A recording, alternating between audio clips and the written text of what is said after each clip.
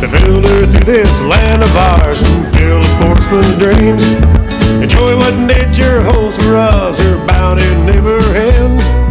Getting back to basics with the practical sportsman. It's always an adventure, no matter where we go.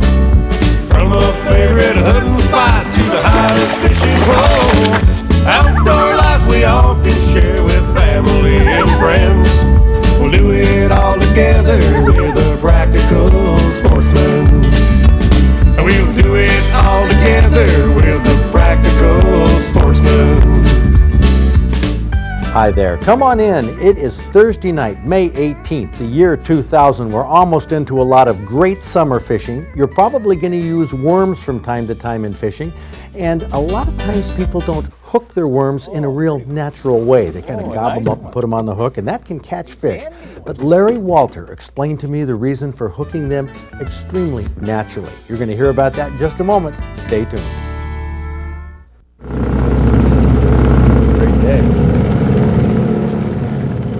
We're pulling out of the channel at Jimmy's Boat Livery in Harrison Township. Now, you don't have to go out far in Lake St. Clair to catch fish, but on this day, I was fishing with a fishing instructor, Larry Walter. I got to admit, some of his theories seemed a little far-fetched at first, or maybe they were just too simple in this day and age when too many people in the tackle business try to make everything complicated and expensive.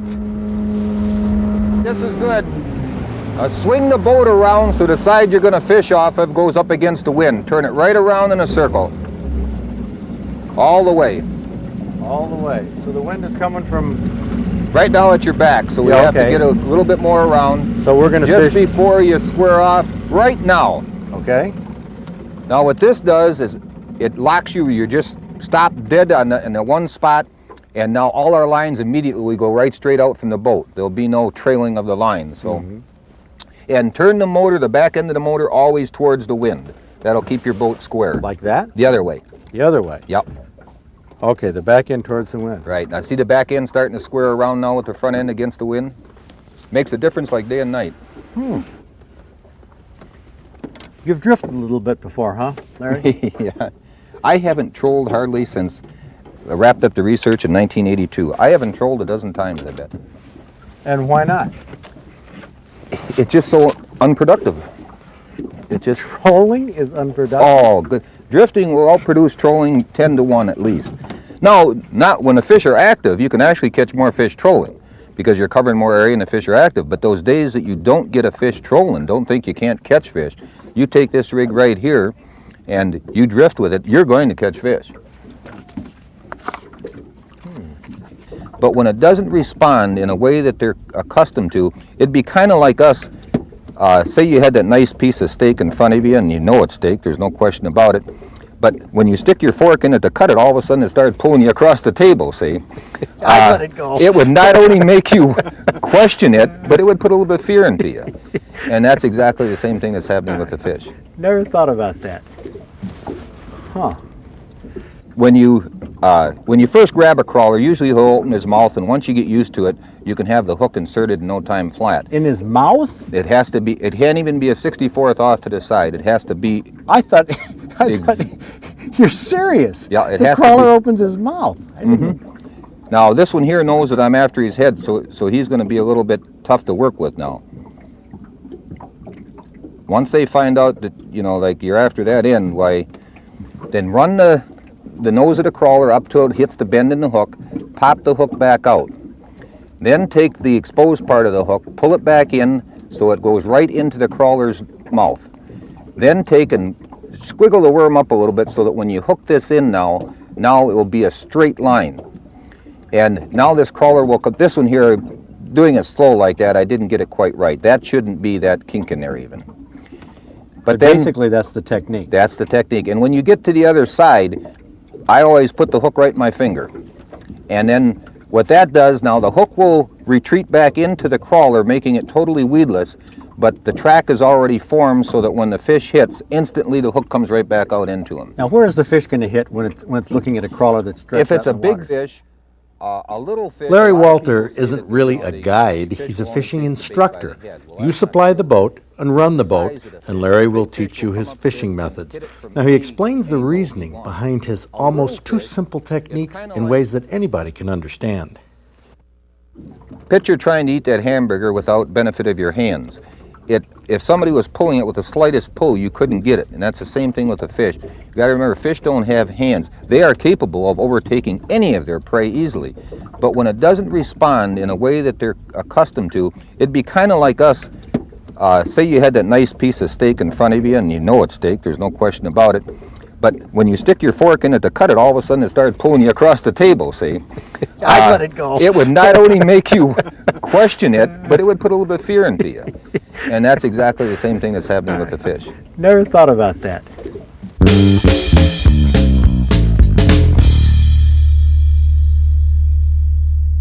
It's amazing. Worms have mouths. You can hook them naturally. Just think about it. If you're having a hamburger sometime, it's sitting on the plate, and all of a sudden you see that bun twitch, are you going to pick it up? Maybe some people would. Sometimes I'm hungry enough to, but I think a lot of fish, if the bait isn't presented naturally, they're not going to go after it. You'll catch more if you do it the natural way. Now, last week on the show, I ran a little bit about planting trout, how the DNR was planting trout during the day, and it was resulting in a lot of fish that were dying and being eaten by gulls and cormorants. Got a phone call backing this up. I just want to play it to you here from a guy on the west side of the state. Hi, Fred. This is David Allward calling from Manistee. I just recently retired from the Coast Guard and saw your show this evening, and can say that my partner and I were at the First Street boat ramp last summer, and there was a DNR truck that was stocking trout, and the driver did say that the reason that they were doing it at noontime instead of in the evening was that they wouldn't pay for the overtime. So, and the gulls were so thick in the area that my partner and I left because we didn't want the boat to get dirty. So I can tell you that this has been a policy of theirs apparently for a year now. I hope this helps you out any, and just to claim that this is not a rumor, I saw it with my own eyes. So thanks, Fred. Take care now. Bye. Great stuff. I get lots of great calls and emails and letters with information like this. This brings up another point, though, about the overtime. I got a number of emails where people said, what's the deal on overtime? With my job, they just schedule me either in the evening or during the day. Why does it have to be overtime? That is a darn good question. There are so many elements to fish biology and fishing, and of course we have in our magazine here, this is the trophy fish, right here with Cameron. What a guy holding his trophy gizzard shad.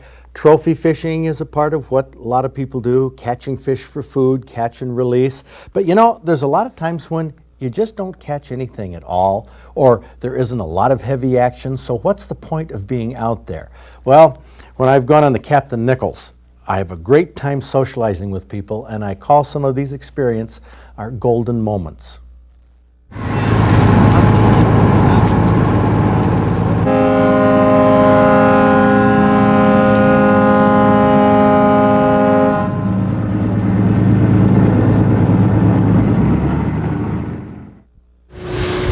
Well, now, what about, somebody was telling me you like Al Capone or something? Yeah, I used to be a bellhop at the Vincent Hotel.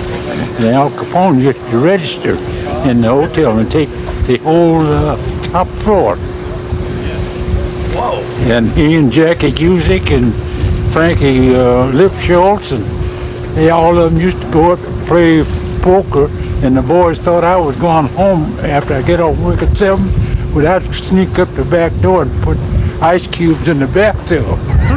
Oh, for their drinks? Yeah. You were the bellhop at what? Yeah, I was a bellhop at the Vincent Hotel. And where was that, in Chicago? Benton Harbor. Benton Harbor? Yeah, Benton Harbor, Michigan. He used to come over there and occupy the whole 8th floor, and they would go around to the Dewan Hotel to take the mineral baths. Okay. Yeah, he was a big tipper too. Like what was a big tip in those days? $10, $20. Huh. They used to set up Jackie Cusick and all of them set up and play poker at night. And I never seen so many $100 bills on the table. Wow. And that was about what year? Long about in 37 or 38, somewhere along in there. Man, $100 in 38 must have been like $1,000 now. Yeah. Did you know Al Capone at the time, like he was a mobster, a mafia? What was his reputation then? Oh, he was a big king on the south side in Chicago. And you knew that? In the rackets, yeah. Was he like a tough guy? He was the head of the south side in Chicago, and Bugs Moran was head on the north side. What did Al Capone look like? Did he look like a mean guy or a nice guy? No, he was a nice guy. He had this scar on his face. I used to go to the drugstore at Ballman Drugstore and get his prescription filled for his to rub the side of his face. No kidding. Yeah. So you were like a chum of Al Capone. Huh? You were like a buddy. No. Oh, excuse me. Check this one out. Huh.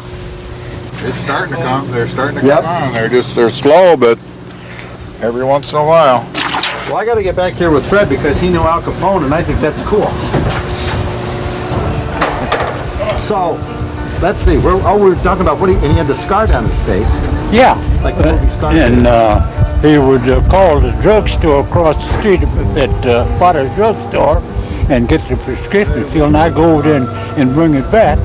And so I charged him $5 for it, but it didn't only cost $2.50. So he says to me, boy, he says, don't charge me too much. Well, I wouldn't mess around with Al if I was you. No, I was good bellhop for him. Bellhop number 4.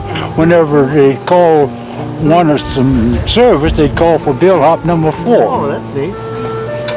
You got tons of stories to tell. Huh? What year were you born? 1909. I mean, that makes you 91? I'll be 92 come the 11th of June. 92? Yep. Fred. So I've been around a few years. I've been around a few years. 8 more years, and Willard Scott will put you on that Smucker's jar. Yeah.